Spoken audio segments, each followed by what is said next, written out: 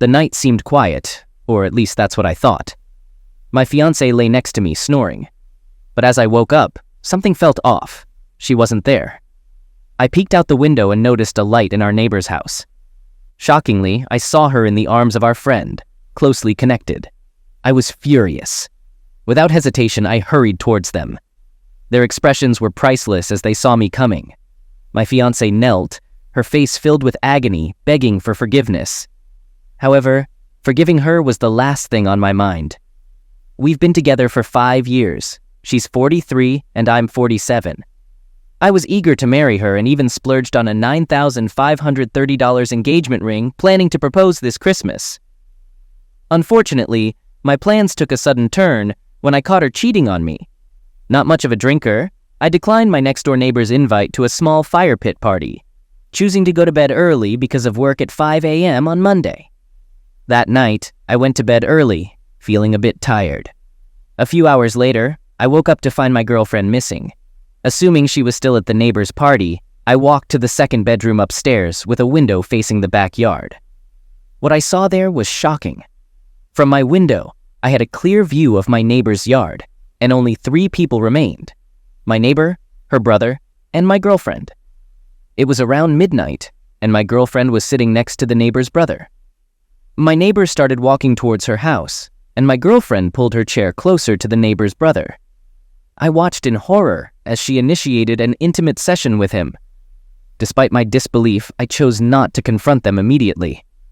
Returning to my bedroom, I grabbed my phone, hoping to capture evidence of their betrayal.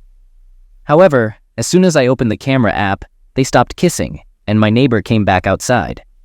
I managed to take some pictures, but they weren't clear enough. Once my neighbor went back inside, my girlfriend and the neighbor's brother resumed kissing. I was stunned, realizing I happened to be in the right place at the right time. But how long had this been going on? I couldn't comprehend. I immediately called her cell phone, watching as she checked it and looked towards our house. It was too dark for her to see me in the dim room staring at her. She ignored my call, returning to flirting and touching the other guy. I was so furious I wanted to run downstairs and confront them, but I was frozen in shock and couldn't move. After a few minutes, they put out the fire and my girlfriend said goodbye to the guy before walking back to our house through the fence gate. I heard her open the front door and stumble up the stairs, so I waited for her at the top of the staircase. She was surprised to see me awake, assuming I was asleep. She was obviously tipsy but still in control. I asked where she had been and she claimed she was still at the party. Then I revealed that I had caught her kissing the neighbor's brother, and she tried to deny it. But I told her I had seen it with my own eyes, and even had photographic proof. She started to cry, saying it was just a mistake and that she was drunk. I lacked the energy to argue with her that night, so I simply suggested she sleep in the other bedroom. However, I couldn't help but question how long this had been happening. It felt like I had uncovered a hidden world of hers, and I wasn't sure if there was more to it than just one kiss. That night was sleepless. I lay there staring at the ceiling, struggling to accept that my girlfriend had cheated on me not once, but twice. Initially, she cheated on her ex-husband with one of his friends for 4 years, and now she was pursuing the neighbor's brother. Looking back, I should have seen it coming. A cheater tends to remain a cheater. As the saying goes, a leopard can't change its spots. I was thankful I discovered this before marrying her, and though she apologized profusely the next morning, it was too little, too late. The guy she cheated on me with was 38, and I happened to have his phone number. I messaged him, informing him that I saw him kissing my girlfriend. His response was cold, stating that trust had been broken and we should go our separate ways. It was difficult to argue with that, but I remained furious. I called him names and threatened him, considering my background in bodybuilding. I'm confident he's afraid to show his face around here again. What stings even more is that I thought he was a decent guy. However, when she made a move on him, he backed away and let her do as she pleased. I pointed out that she initiated the kiss and it wouldn't have happened if she hadn't come on to him. Regardless, there's no turning back, and I'm ending this relationship. Fortunately, we have no financial ties or children together, allowing me to walk away relatively unscathed. But my heart is broken, and I can't help but wonder if they're still involved. Once I leave her, I'll make sure to inform all her friends and family about her actions. especially mentioning the ring I had bought for her that she'll never get to wear. The thing is, my girlfriend doesn't drink much, only about 3 times a month, and rarely gets drunk. I didn't mention the engagement ring I bought, and I plan to return it now. She expresses remorse and professes her love, but when I reflect on that night, I question how she could love me then. She claims not to remember kissing the other guy, but it still hurts that she made the first move. I don't drink, so I witnessed everything and have blurry evidence on my camera confirming what I saw. She's no longer denying it and admits that it happened. Now, I'm not as hurt as before, but I sense myself becoming more resentful, distant, and somewhat mean. She keeps expressing a desire for us to get back together, but I can't shake the feeling that I failed as a man by allowing the woman I love to cheat on me, not once, but twice. I informed her that I'll leave her if she still wants the other guy, but she insists she doesn't, and urges me to stop worrying about it. However, every time he's around, as he's the brother of our neighbor, I can't help but feel paranoid, wondering if she'd rather be with him. She suggested selling the house and moving away from the neighborhood, thinking that I'll always be reminded of that terrible night whenever he shows up.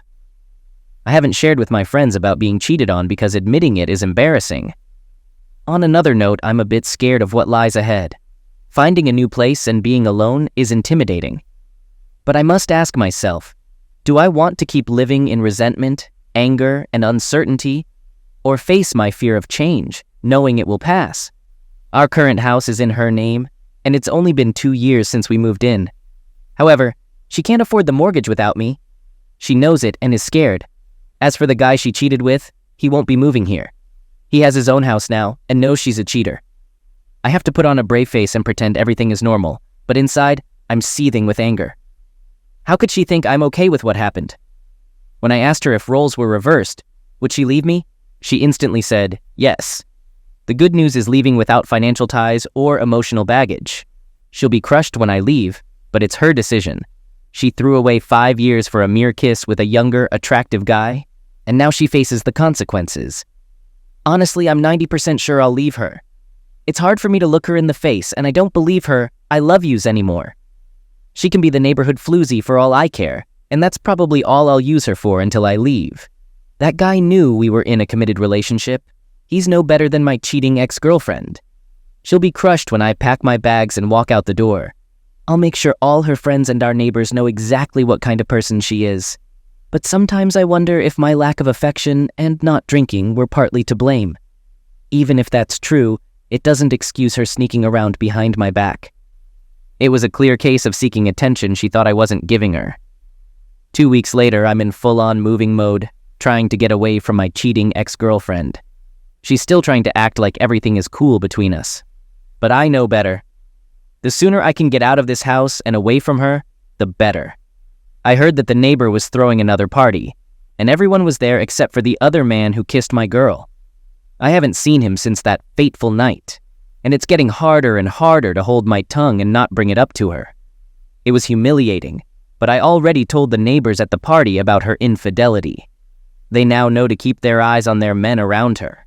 She won't stay in this neighborhood after I leave, and the shame of being caught and the fact that she can't afford the mortgage without me will drive her out. It's all her own doing. I just hope that kiss was worth losing me and her new house, because it's going to haunt her for a long time.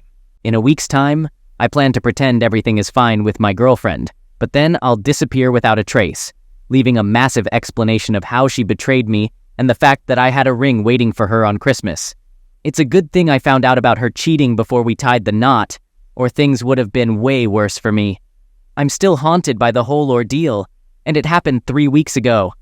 I went around to all the neighbors and spilled the beans about her infidelity. Some even mentioned she was flirting with the other guy before getting drunk. They promised not to tell her anything. She has a history of cheating and wrecking past relationships. Her ex-husband was left in shambles after their divorce settlement.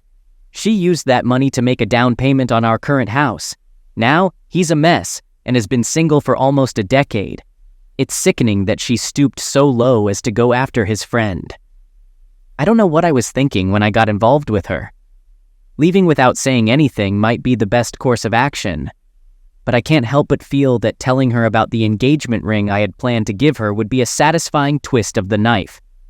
The neighbors threw another party last night, and guess who showed up? The other man. I suggested my girlfriend join his party, but she got defensive, thinking I wanted to push her away. She refused to drink there anymore, but I suspected he texted her.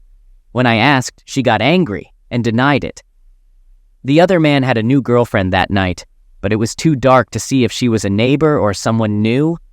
If he started dating her after making out with my girlfriend, I would have exposed what happened on Labor Day when she wasn't around. I thought about confronting him, but I didn't want to end up in jail for wounding him up.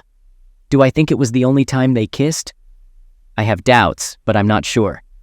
As for closeness, I'm 95% sure it didn't happen. I know her daily routine well, and there's no way it could have occurred, although I could be wrong. While looking for a new place, I couldn't find anything suitable. It bothers me that none of our neighbors ever told me about her flirting with that guy. It makes me wonder if they're all hiding something. I know it sounds wrong, but I couldn't resist checking her phone. It felt like I was treating her like a teenager. She deleted his number, a red flag to me. She claims she's done partying there, but I bet as soon as I'm out, she'll be right back. It doesn't matter, though.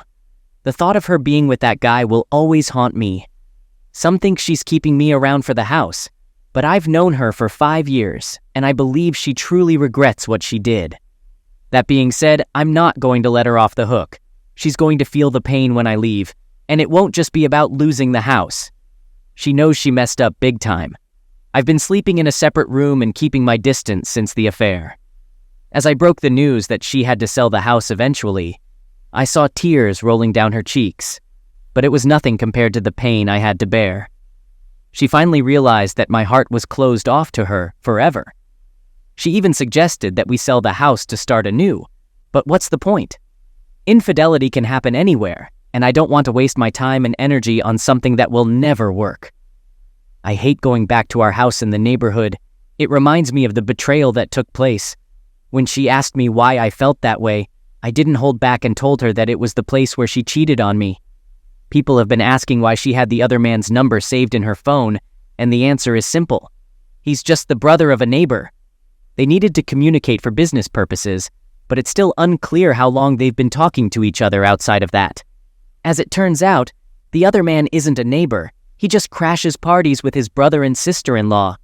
As for how he got my girlfriend's number, well, she and I run a side business refinishing and painting furniture, and he had asked us to work on a dresser. Of course, we needed his number to let him know when it was finished. I'm not sure how long it took for them to start communicating after he picked up his dresser, but honestly, at this point, I almost don't want to know. Back in my 20s and 30s, I might have sought revenge on her by being with someone else, recording it, and showing her. But I've matured since then and know that responding with wrongdoing doesn't make things right. After spending 5 years with someone, it's going to be challenging to be alone once I move out. It's something I'll have to deal with, I suppose. I'll be relocating a couple of cities away from here. I've already moved some of my stuff into storage, so when I'm ready to leave for good, which will be soon hopefully, I'll be able to do the rest by myself. It's definite that I'm moving out. There's no turning back. I don't have any family left in this state. My parents are gone. This weekend they had another party, and guess who showed up? The other man. I bet they were all whispering and snickering about me behind my back. It was tough, but I managed to resist the urge to storm over there and do something I would later regret. Disrespect is something I can't stand for.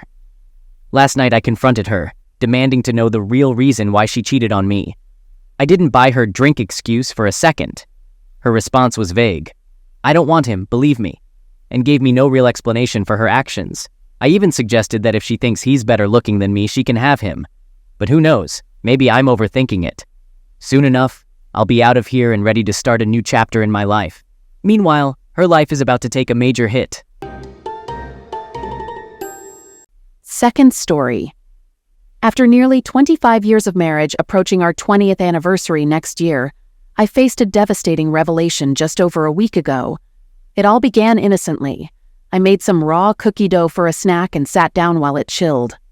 My husband's phone was on the coffee table, playing an ad on Words with Friends. Playfully, I decided to use his account to play a low-point word on his game. As I waited for the ad to finish, I realized he might catch me near his phone, so I switched to his texts. The conversation had only initials, not a full name, discussing a trial related to his work. However, it took a turn when he mentioned his parents' adopted dog, and the person responded, "Aw, that is so cute." My stomach dropped, and just then, he walked around the corner as my phone rang. In haste, I put his phone back and took the call in the bedroom, which was from my sister. As he came in towards the end of the call, I hung up and asked him about the initials. He persistently lied until I insisted on checking his phone, and he promptly deleted the thread about the trial and the dog. As the loading line slowly progressed across the screen, I held my husband's phone and pleaded for honesty.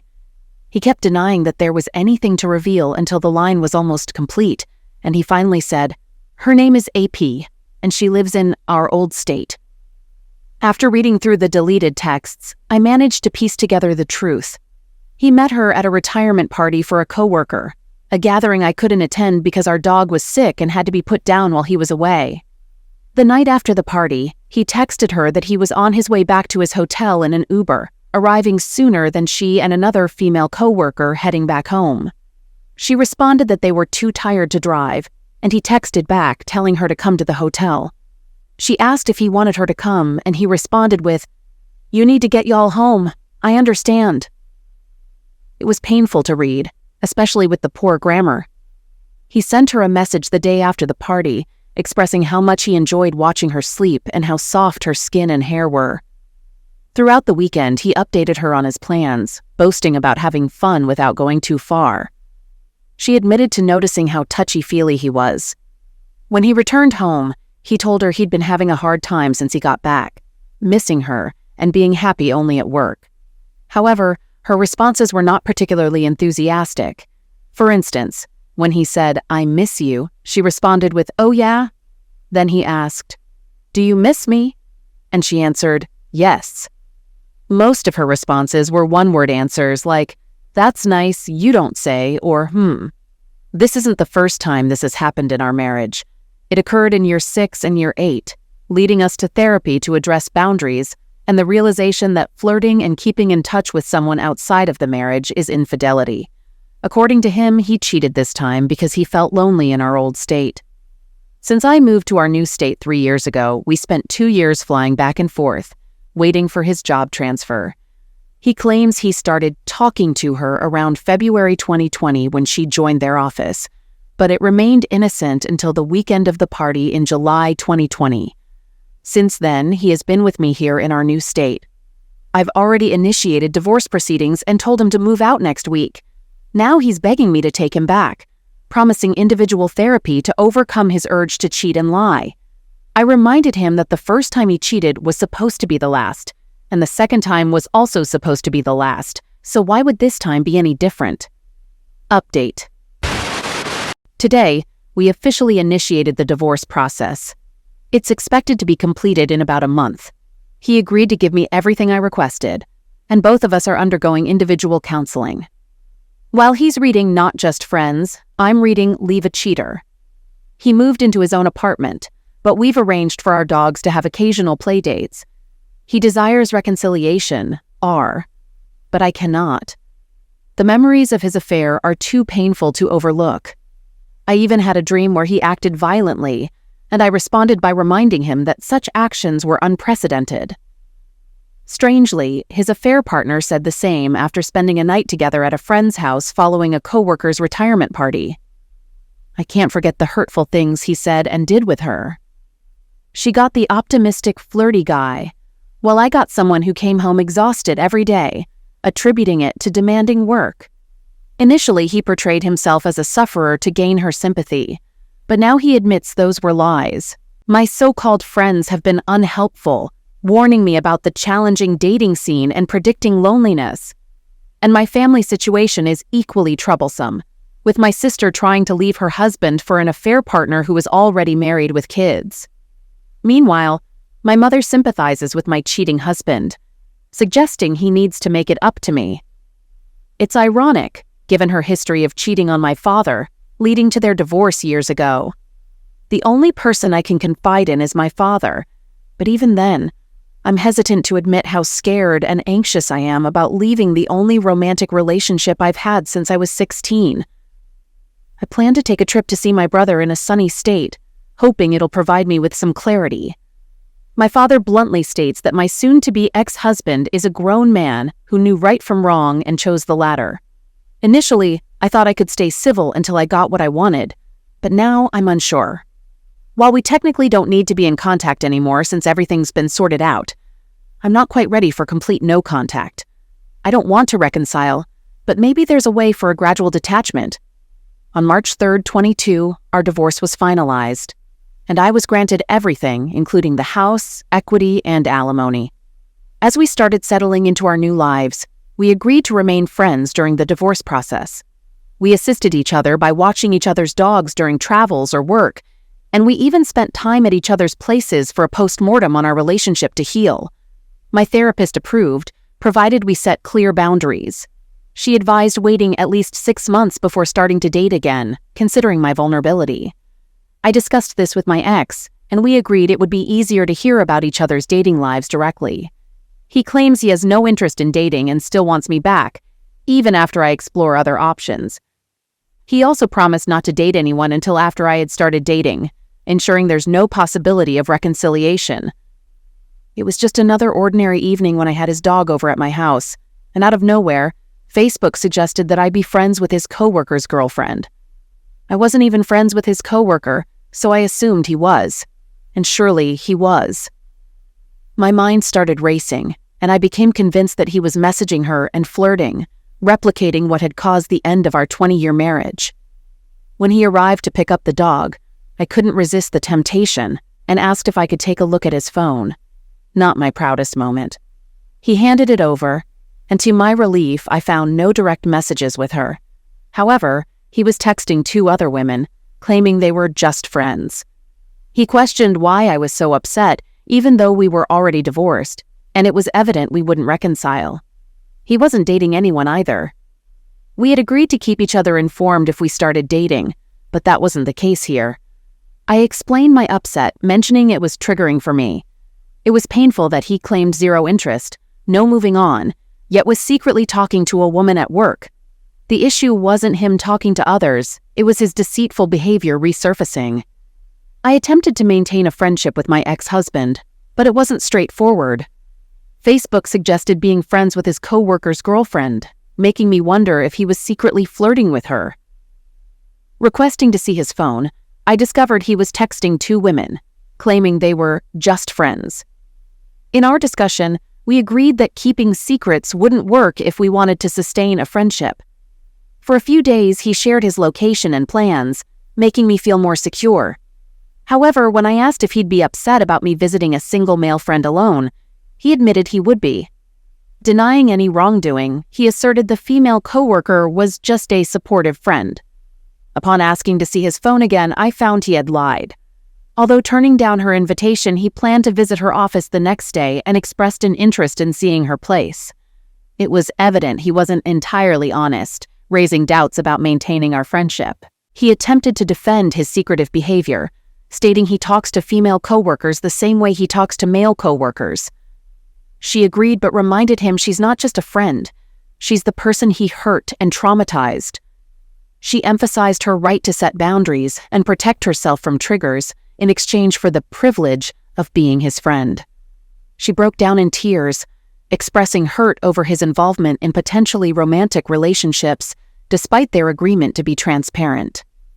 The conversation concluded with him leashing her dog, subtly indicating he wanted her to leave.